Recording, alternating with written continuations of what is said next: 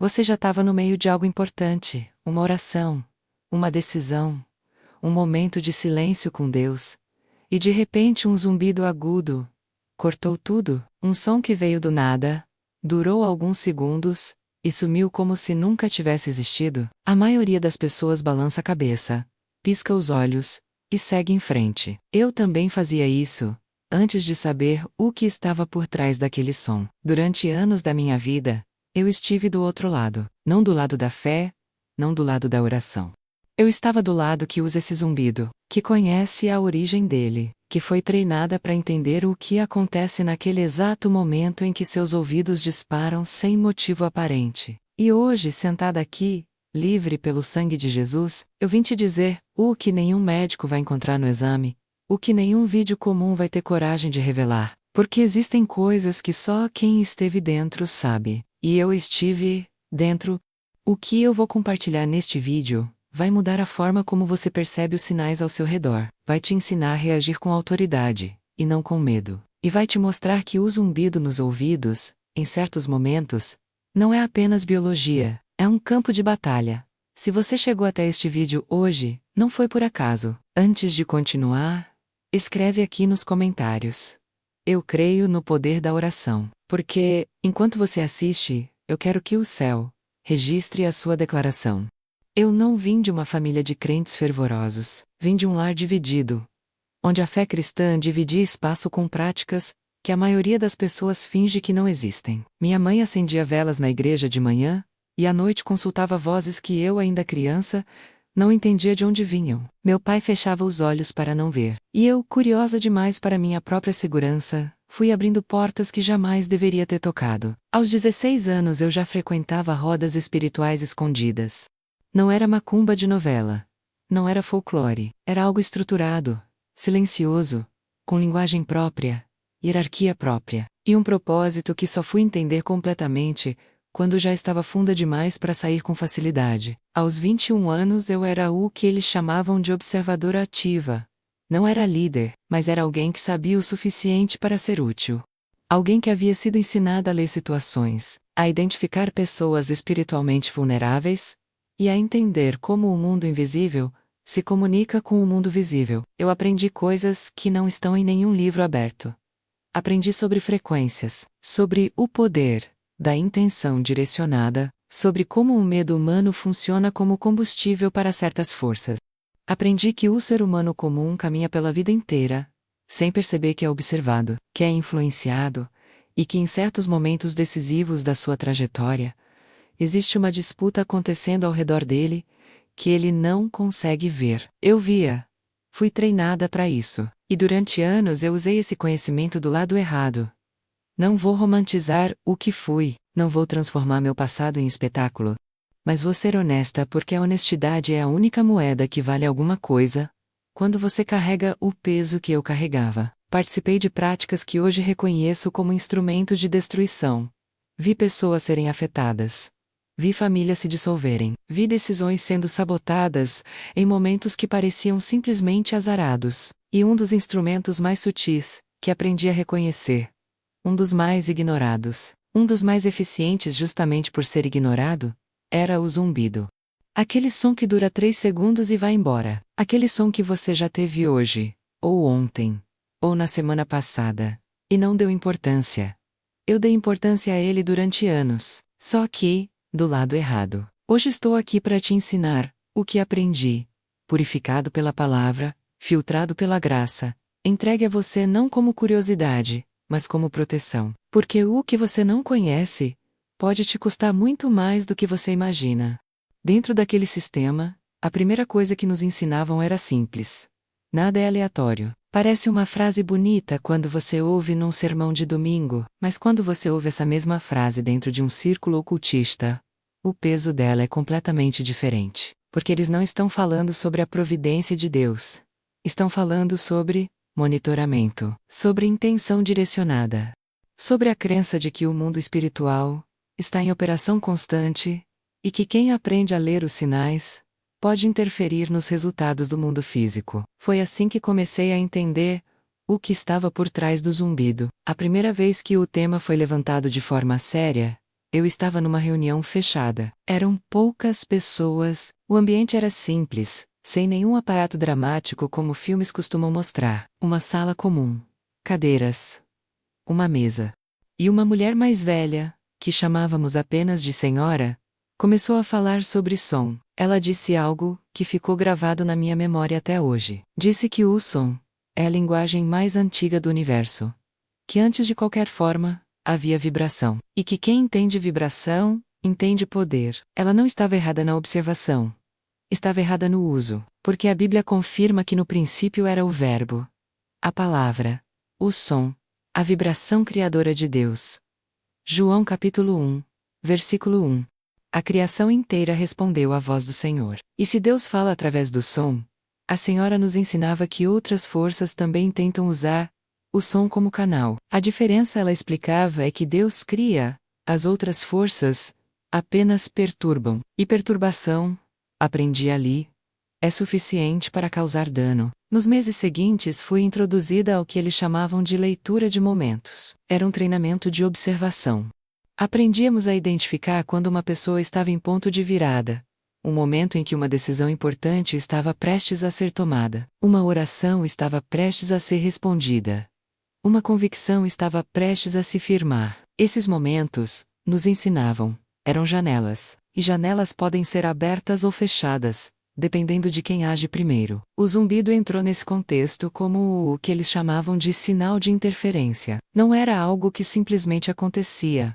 Era algo que, segundo a crença daquele grupo, podia ser direcionado, uma pressão espiritual que buscava criar uma fresta de distração, de medo, de desorientação no momento exato, em que a pessoa mais precisava estar alinhada. Eu sei que isso soa perturbador.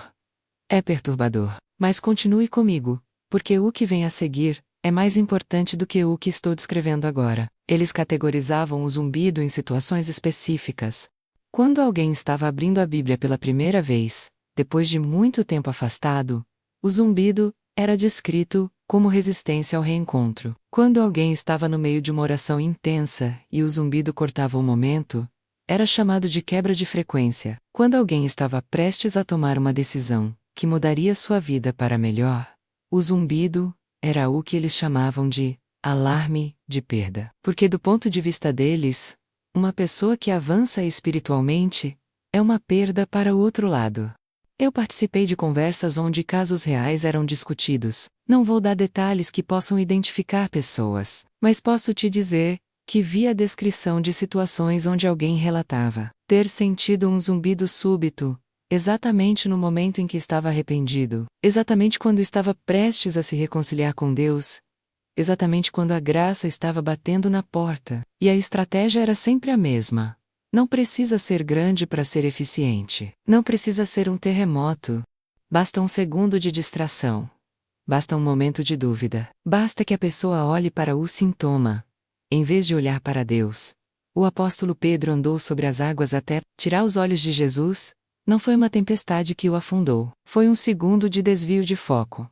Mateus capítulo 14, versículo 30. Esse era o princípio. Pequenas distrações no momento certo valem mais do que grandes ataques no momento errado. Eu passei meses aprendendo isso, e passei anos aplicando.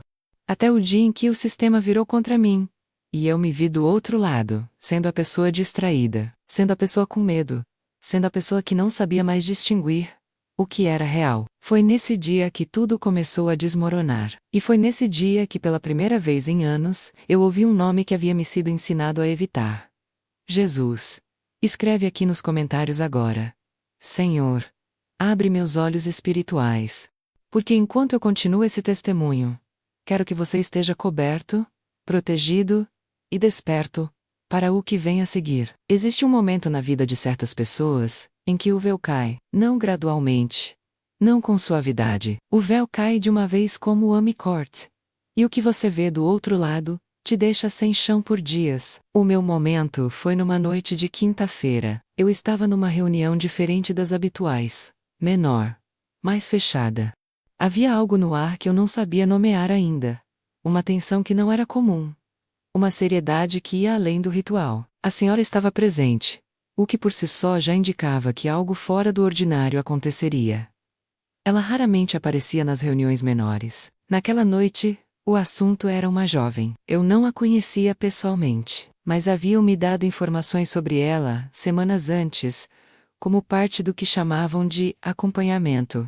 Ela havia passado por uma crise severa, perda de emprego, término de relacionamento, problemas de saúde na família, tudo ao mesmo tempo. Esse tipo de acúmulo, nos ensinavam, tornava uma pessoa espiritualmente porosa, vulnerável, receptiva às influências erradas sem nem perceber. Mas algo havia mudado nela. Alguém havia orado por ela. Alguém havia plantado uma semente. E ela havia começado a buscar a Deus, de uma forma que, segundo os relatos que chegavam ao grupo, estava se tornando consistente.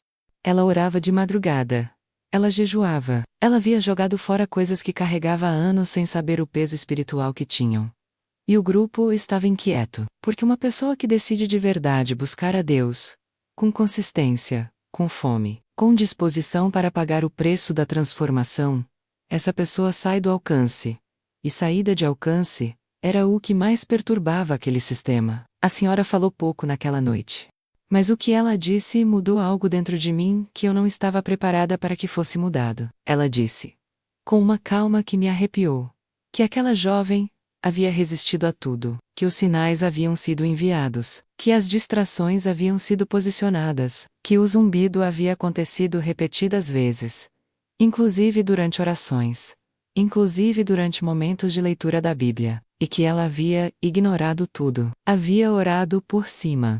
Havia declarado o nome de Jesus em voz alta cada vez que a perturbação vinha. E então a senhora disse algo que eu nunca mais esqueci. Disse que quando uma pessoa responde à perturbação com autoridade, a perturbação não apenas falha, ela recua. E o recuo cria um espaço.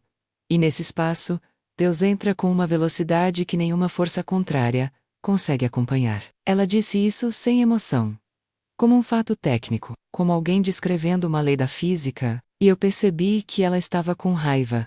Não uma raiva explosiva, uma raiva fria, contida, que era quase pior, porque por baixo daquela raiva, havia algo que eu nunca havia visto naquele ambiente em todos os anos que estive lá.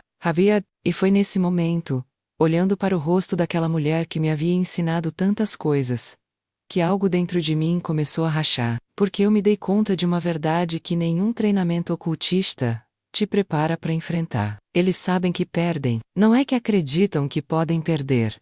Não é uma possibilidade remota que consideram. Eles sabem, eles operam dentro de um sistema que tem data de validade, que tem limites, que tem um teto, que não consegue ultrapassar, quando encontra a resistência genuína fundamentada em Cristo. Toda a estrutura, todo o conhecimento, toda a hierarquia, tudo aquilo que eu havia levado anos aprendendo e que parecia tão sólido e tão poderoso, tinha um ponto de colapso. E esse ponto era simples. Era uma pessoa com joelhos dobrados e fé firme, declarando o nome de Jesus sem recuar.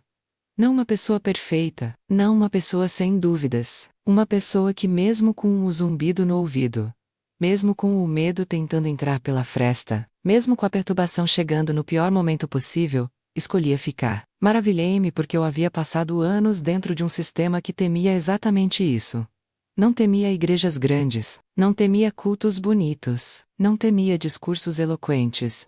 Temia o crente simples que ora com persistência. Temia o jejum silencioso de uma mulher sozinha, no quarto, às 3 da manhã. Temia a Bíblia aberta na mesa de uma pessoa que decidiu que não vai largar mais, porque essas coisas criam uma cobertura que não pode ser penetrada. Eu fui embora da reunião naquela noite sem falar com ninguém. Entrei no carro feito a Porto.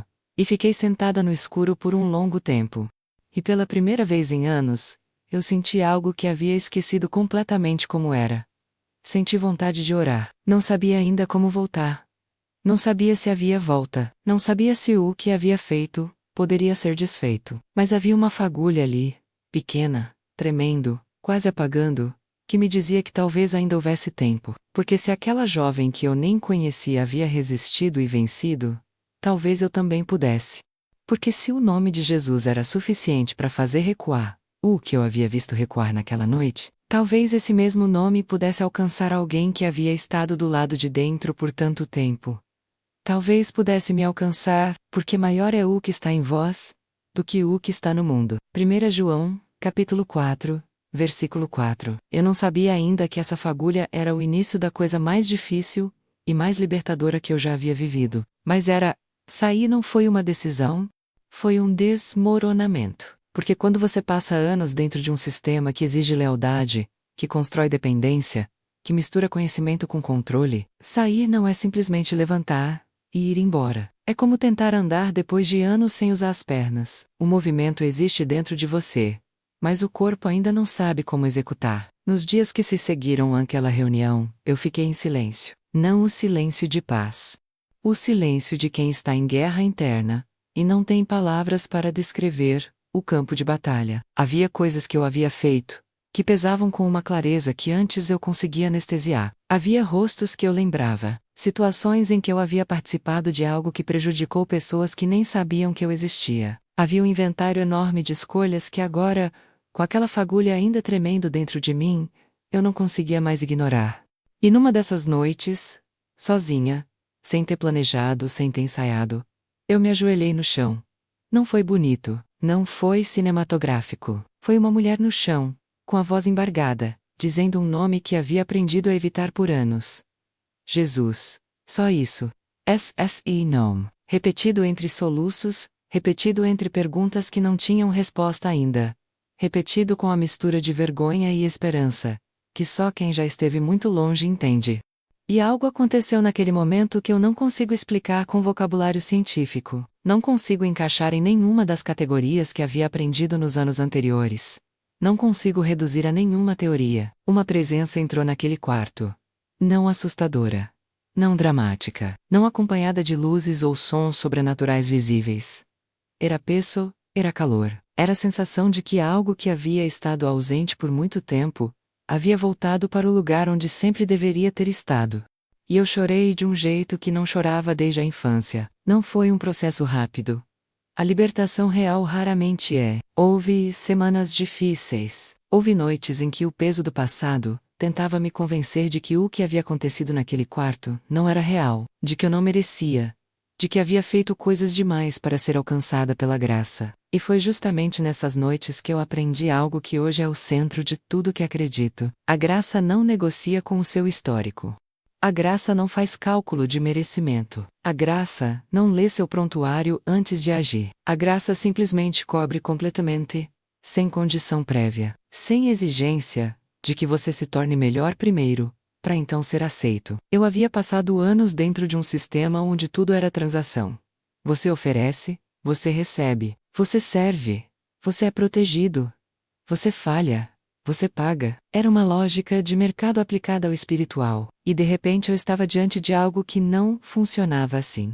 Algo que dizia: vem como você está. Em Cristo, portanto, não há condenação para os que estão nele. Romanos capítulo 8 versículo. Eu li esse versículo pela primeira vez, depois de anos sem abrir uma Bíblia, e precisei parar. Ler de novo. E de novo. Porque parecia impossível que fosse verdade para alguém com o meu histórico. Mas a diferença entre quem eu era antes e quem comecei a me tornar não foi imediata em todos os aspectos. Algumas coisas mudaram na mesma noite. A paz que entrou naquele quarto não saiu mais. O medo constante que havia sido meu companheiro por anos, aquela vigilância permanente, aquela sensação de estar sempre devendo algo a forças que não podiam ser satisfeitas. Isso foi embora. Outras coisas levaram tempo. A reconstrução de uma identidade que havia sido moldada por um sistema de escuridão não acontece da noite para o dia. Houve aconselhamento. Houve oração com pessoas que me acolheram sem me julgar. Houve momentos de recaída emocional, onde eu precisava me lembrar de quem eu havia me tornado, em vez de quem eu havia sido. Mas havia uma diferença fundamental entre antes e depois. Antes eu acordava todos os dias carregando o peso de algo que nunca estaria satisfeito. Depois eu acordava sabendo que o que carregava agora era leve. Porque o jugo de Cristo é suave. E o seu fardo é leve. Mateus capítulo 11 versículo 30. Eu precisei viver o contrário para entender o que esse versículo realmente significa. E hoje, quando ouço alguém dizer que está cansado, que está sobrecarregado, que sente que não importa o quanto faça nunca é suficiente, eu reconheço esse peso. Eu sei de onde ele vem, e sei que existe uma saída que não depende de esforço humano. depende de um nome. O mesmo nome que eu disse naquele quarto. No chão. Sem graça. Sem preparo.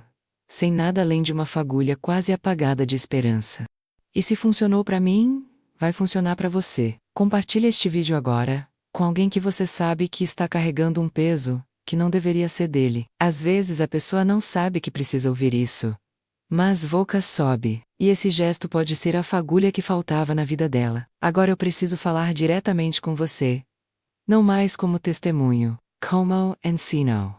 Como alguém que esteve dos dois lados, e que hoje, com a palavra de Deus como fundamento, quer te entregar ferramentas reais para a sua vida espiritual. Porque conhecimento sem aplicação é apenas história. E eu não vim aqui contar história. Vim te armar. A primeira coisa que precisa ficar clara é esta. O mundo espiritual é real. Não é metáfora. Não é linguagem figurada usada para ilustrar conceitos psicológicos. É real, é ativo e opera em paralelo com tudo que você vive no plano físico. A Bíblia não trata o mundo espiritual como abstração. Trata como território. E território pode ser ocupado, disputado, cedido ou dominado, porque não temos que lutar contra o sangue e a carne, mas contra os principados, contra as potestades, contra os príncipes das trevas. Efésios capítulo 6 versículo 12. Paulo não estava sendo poético, estava sendo preciso. E a segunda coisa que precisa ficar clara é igualmente importante. Você não enfrenta esse território desarmado. O crente que entende sua autoridade em Cristo não é vítima do mundo espiritual. É agente dentro dele. E essa diferença muda tudo. Agora deixa eu te falar sobre o zumbido, com a clareza que só a experiência combinada com a palavra pode dar. Primeira verdade. Nem todo zumbido é espiritual. Deus criou o corpo humano com sabedoria extraordinária. E o corpo comunica, pressão arterial alterada pode causar zumbido. Estresse severo pode causar zumbido. Exposição a sons muito altos pode causar zumbido. Falta de sono, desidratação, alterações hormonais. Todas essas coisas podem manifestar sintomas físicos que incluem sons nos ouvidos. Ignorar a medicina não é fé. É irresponsabilidade. Deus deu sabedoria aos médicos e honra esse conhecimento. Se o zumbido é persistente e frequente, acompanhado de outros sintomas físicos, procure um médico. Isso não contradiz sua espiritualidade, confirma sua maturidade. Segunda verdade. Nem todo zumbido é apenas físico. Para o crente que vive com discernimento ativo, existem momentos em que sensações físicas coincidem com movimentações espirituais, não porque Deus seja o autor da perturbação, mas porque o plano espiritual e o plano físico não são completamente separados. Eles se tocam em pontos que a ciência ainda não consegue mapear completamente. O que define a diferença não é a intensidade do som, é o contexto e a reação. Se o zumbido surge quando você está prestes a orar e te faz desistir, preste atenção.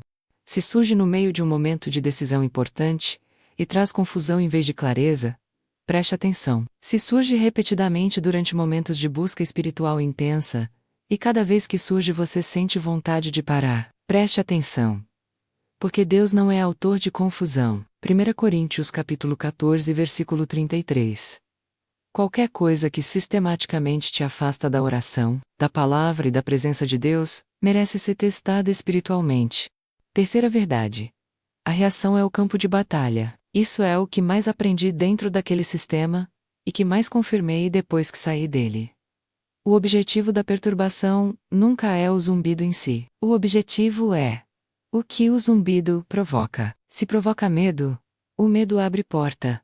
Se provoca dúvida, a dúvida abre porta. Se provoca distração suficiente para que você abandone o momento de oração, a distração cumpriu sua função. Mas se a sua reação ao zumbido é autoridade, tudo muda. Não autoridade gritada com histeria. Autoridade declarada com calma e firmeza. Porque calma é o idioma do poder real. Alguém que está com medo grita. Alguém que sabe quem é, fala. Quando o zumbido vier, aqui está o que fazer. Não entre em pânico. Pânico é exatamente o que a perturbação espera como resposta. Respira, centraliza. Lembra de quem você é.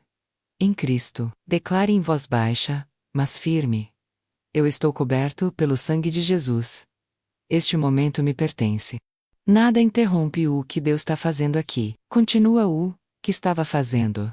Se estava orando, continua orando. Se estava lendo a palavra, continua lendo. Se estava tomando uma decisão com base na convicção do Espírito Santo, continua decidindo, porque a persistência do crente é a derrota da interferência. Quarta verdade.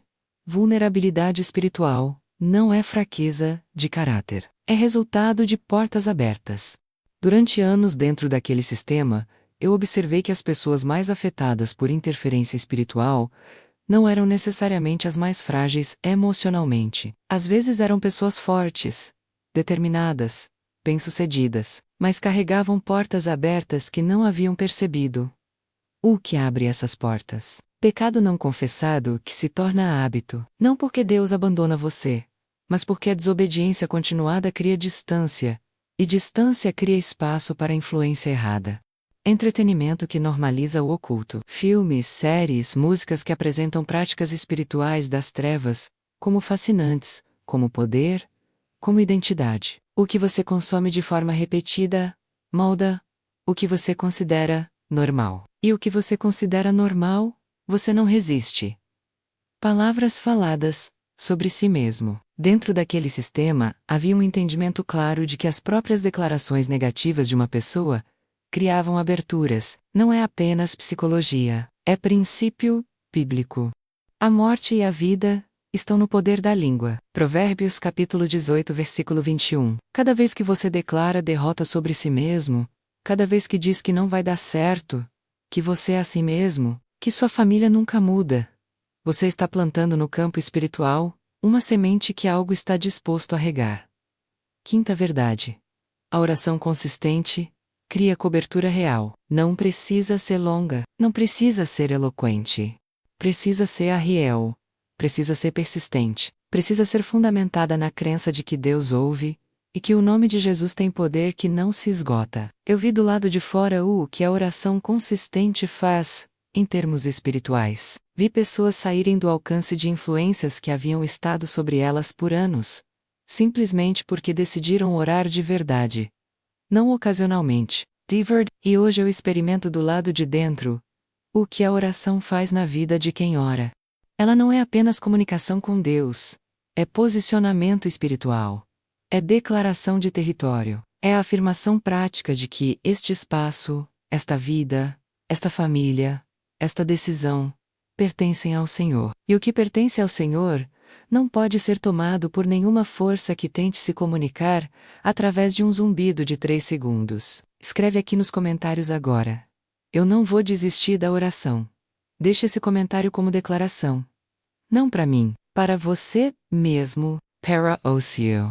E para tudo que está tentando te fazer parar, mas quero que você entenda algo antes de fechar este vídeo. O que foi compartilhado aqui hoje não foi entretenimento, não foi teoria, não foi tentativa de impressionar ninguém com histórias do mundo das trevas. Foi aviso. Foi equipamento. Foi amor, porque quem já esteve do lado errado e foi alcançado pela graça, não consegue ficar em silêncio, não consegue guardar o que aprendeu só para si. Existe uma urgência dentro de quem foi livre, que não deixa descansar enquanto houver alguém preso, que poderia estar livre também. E talvez você seja essa pessoa hoje, talvez você tenha assistido a este vídeo inteiro, porque algo dentro de você reconheceu que havia uma mensagem aqui, que era para você especificamente. Talvez você esteja carregando um peso, que não sabe nomear. Talvez você sinta que ora, mas o céu parece fechado. Talvez você esteja num daqueles momentos de decisão importantes, e a confusão esteja tão alta, que você não consegue ouvir a voz de Deus com clareza. Eu quero te dizer com toda a convicção de quem passou pelo fogo, e saiu do outro lado. Deus não desistiu de você. Não importa o que você fez.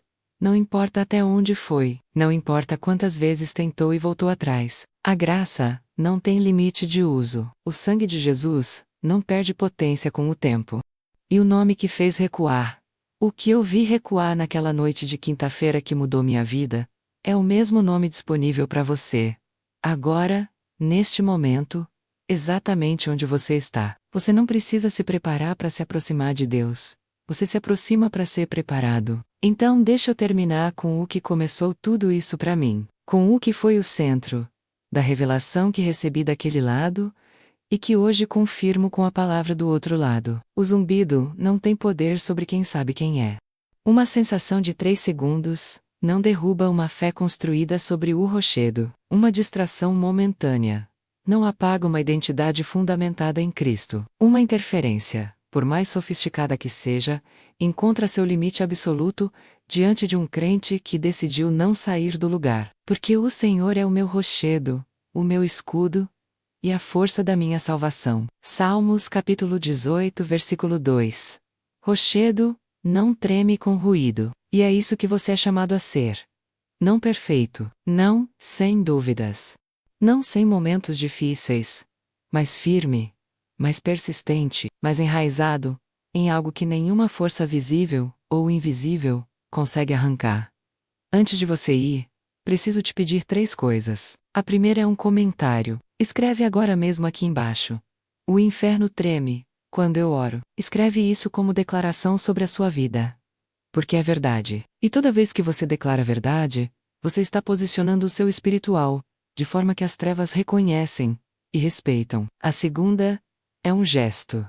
Compartilhe este vídeo com alguém que você sabe que está passando por um momento difícil. Alguém que está confuso, sobrecarregado, distante de Deus, ou simplesmente perdido. Você não precisa explicar nada. Só manda o vídeo. Deixa a mensagem trabalhar. Às vezes Deus usa um compartilhamento simples para plantar uma semente que vai mudar uma vida inteira.